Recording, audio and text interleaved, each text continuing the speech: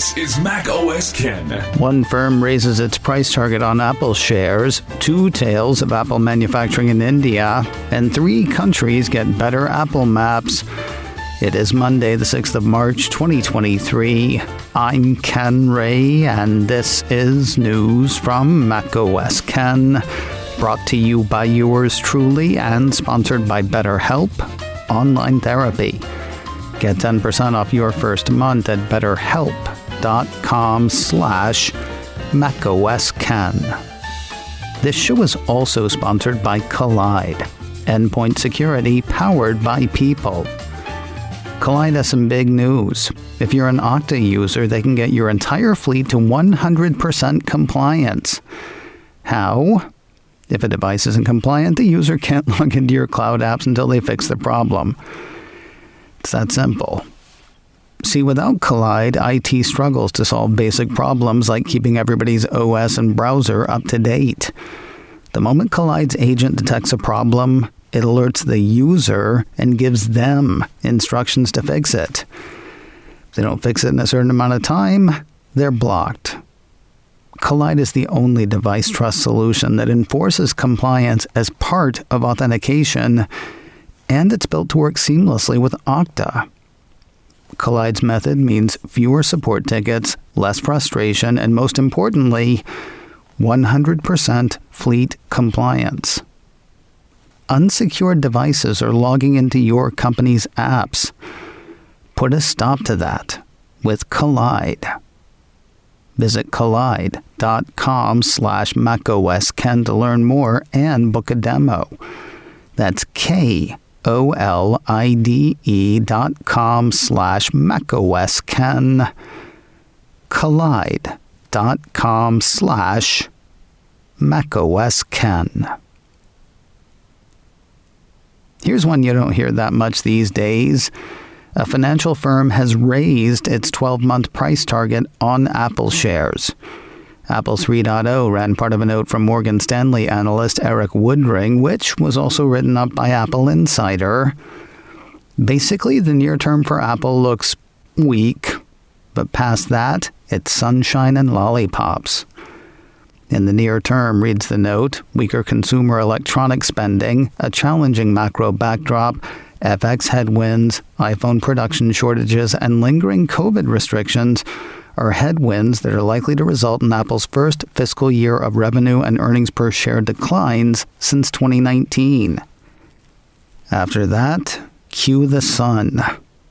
Quoting his note again, if we look beyond the near term, we see a catalyst-rich event path over the next 12 months that is underappreciated by investors, including re-accelerating iPhone and services growth, record gross margins, 2 new product launches, and the potential introduction of an iPhone subscription program.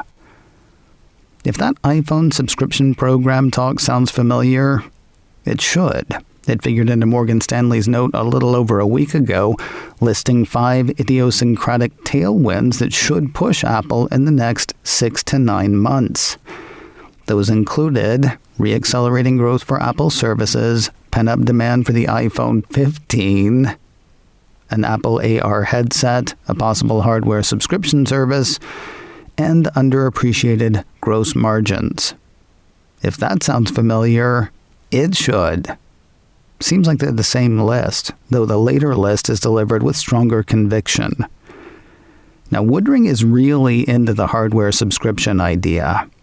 Quoting his most recent note again, what gets us most excited as an Apple analyst today is the business model transformation Apple is undergoing, shifting toward a model focused on installed base monetization rather than unit growth, which, in our view, increasingly argues for a valuation more commensurate of a subscription-like business instead of a technology platform. Factored in as part of a bull case valuation, if Apple launched a hardware subscription plan, Morgan Stanley could see the case for Apple at $230 a share. On this planet, though, where Woodring and friends are still waiting for the 5 catalysts, the target's a bit more grounded. Reiterating his firm's call making Apple the top pick for 2023, Woodring maintains an outperform rating on Apple shares. He has upped his price target on the shares from $175 to $180. Huge if true. A piece from Bloomberg has Foxconn spending $700 million on a 300-acre facility in Bengaluru, India, part of Apple's continuing plans to shift at least some manufacturing out of China. Secret people said to know something about something say the plant will make parts for iPhones. Additionally, the piece says the factory may also assemble Apple's handsets, some of the people said, and Foxconn may also use the site to produce some parts for its nascent electric vehicle business. Kind of wish it was a bit more clear who the "it" is in that sentence. While Apple is rumored/believed to be eyeing some sort of car at some point, Foxconn actually has a nascent electric vehicle business. Now, assuming the secret so-and-sos actually do know something, the Foxconn move is kind of massive. Bloomberg says the Bengaluru location would create somewhere in the neighborhood of 100,000 jobs. Right now, the piece says Foxconn's iPhone City plant in Zhengzhou, China supports about 200,000, though that number fluctuates seasonally. In a bit of a Tenet moment, Bloomberg says a couple of officials in the Indian government tweeted confirmation of details around the upcoming plant. The weird part, though, one of those tweets included a link to the Bloomberg article. The Bloomberg article had been updated to include the tweeted confirmation. Still felt dangerously close to tearing a hole in the fabric of space and time. Despite the apparent confirmation from Indian officials, Bloomberg says the plans could still change, as Foxconn is in the process of finalizing investment and project details. Huge if true, too. A piece from the Wall Street Journal says Foxconn is set to expand production of iPhones at its existing plant near Chennai in the southern Indian state of Tamil Nadu. This is part of Apple's continuing plans to shift at least some manufacturing out of China. I'll tell you, I nearly missed this one, assuming it was the Journal picking up the Bloomberg piece, though not so. While the Journal does mention the potential plant in Bengaluru, the Tamil Nadu talk is iPhone specific. Quoting the Journal, Foxconn aims to boost iPhone production to around 20 million units annually by 2024 and roughly triple the number of workers to as many as 100,000. Just like the Bloomberg piece, the Journal relies on secret people, including a senior Indian government official. And just like the Bloomberg piece, the Journal says Foxconn's expansion plans are under consideration and could change. Surprising no one, Apple did not offer comment for the Bloomberg report nor for the Journal. While Foxconn chairman Young Liu did comment, his comment was general, addressing his trip to India, not plans for specific plants. After meeting last week with Indian Prime Minister Narendra Modi, Young Liu issued a statement saying, "My trip this week supported Foxconn's efforts to deepen partnerships, meet old friends, and make new ones, and seek cooperation in new areas such as semiconductor development and electric vehicles. Foxconn will continue to communicate with local governments to seek the most beneficial development opportunities for the company and all stakeholders." More news in a moment, but first a word from today's sponsor, BetterHelp. Online therapy. Therapy can be difficult. Figuring out why we do what we do. Yes, it can be rewarding, but it's not always fun. It's all about deepening your self-awareness and understanding, which, let's be honest, can be a scary thing. Therapy can be difficult. Finding a therapist shouldn't be. And it's not with BetterHelp.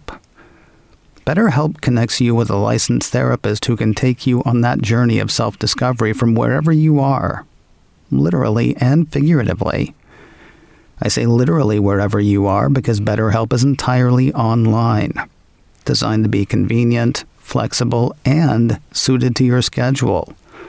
Just fill out a brief questionnaire to get matched with a licensed therapist. If they turn out not to be right for you, you can switch therapists anytime at no additional cost.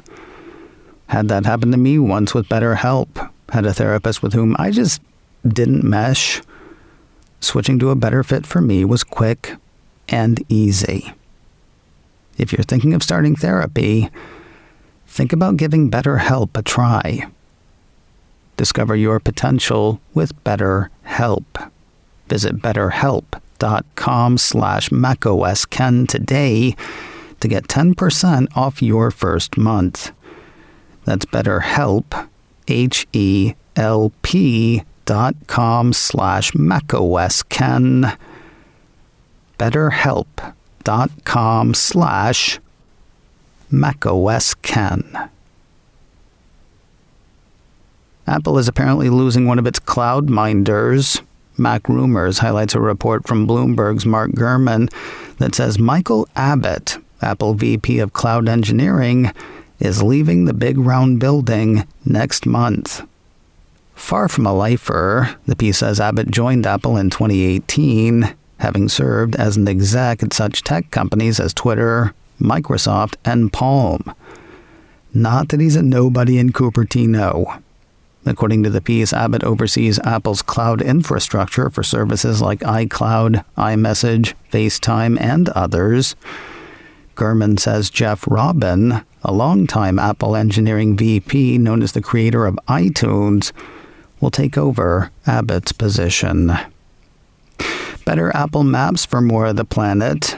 The piece from iDownload blog says Apple's improved maps have gone live for Finland, Norway, and Sweden.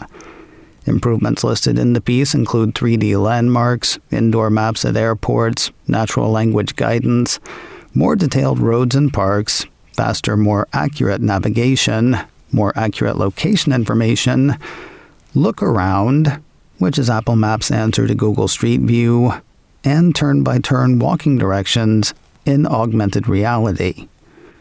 Users wanting to take advantage don't have to do anything except open Apple Maps. iDownload blog says the changes are server-side, so no download or update is required. An interesting support offering for Apple Watch Ultra. Mac Rumors points us to a new support doc on Apple's site announcing the availability of depth and water seal testing for Apple's rough and tumble chronometer. Honestly, it sounded at first to me like a service for the paranoid, though the doc points out a couple of good reasons why one might want to have the thing tested.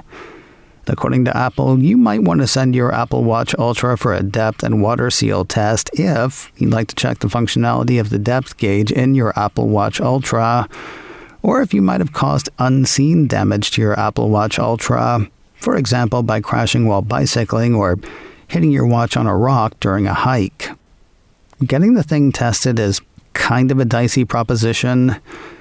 According to Mac Rumors, users are cautioned that unseen damage could compromise the watch and that the depth and seal water test could render the device inoperable in such situations, necessitating a replacement fee unless the issue is covered by warranty. Kind of dicey, as I say.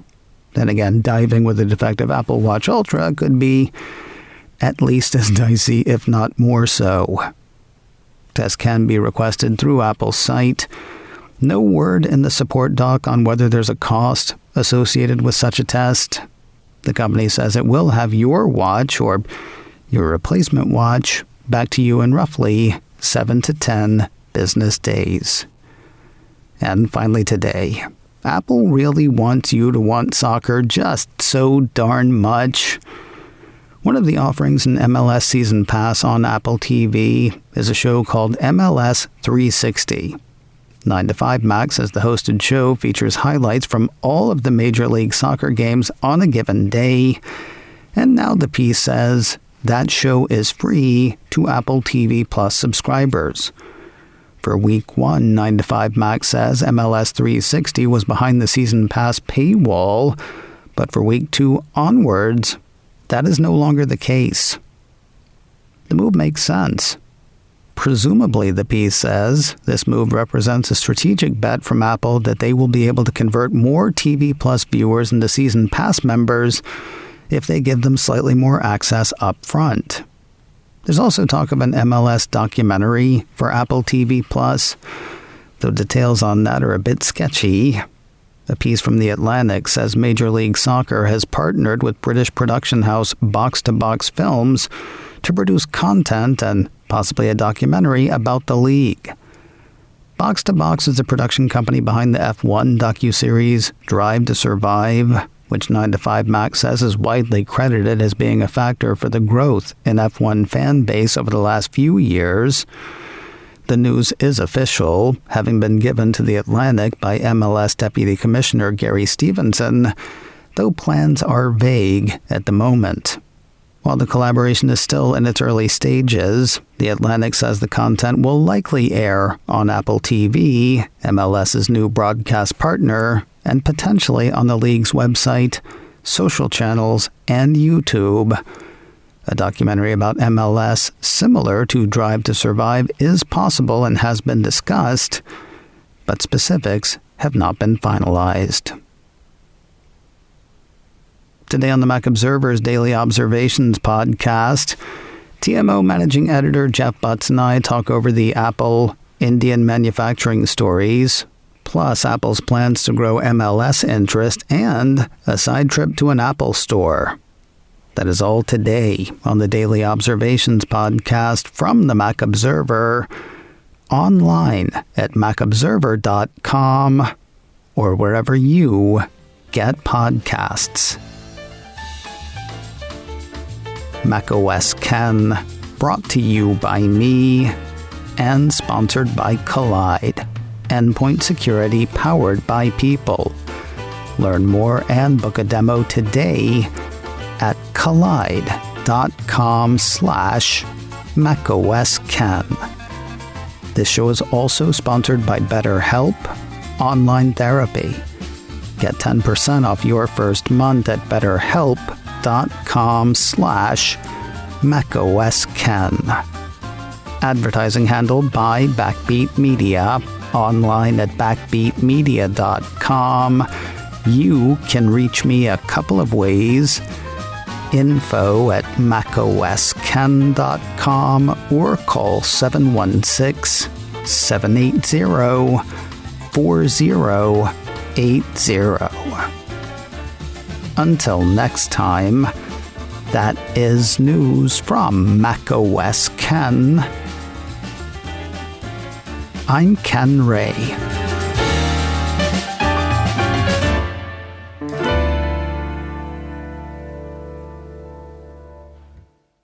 Ciao.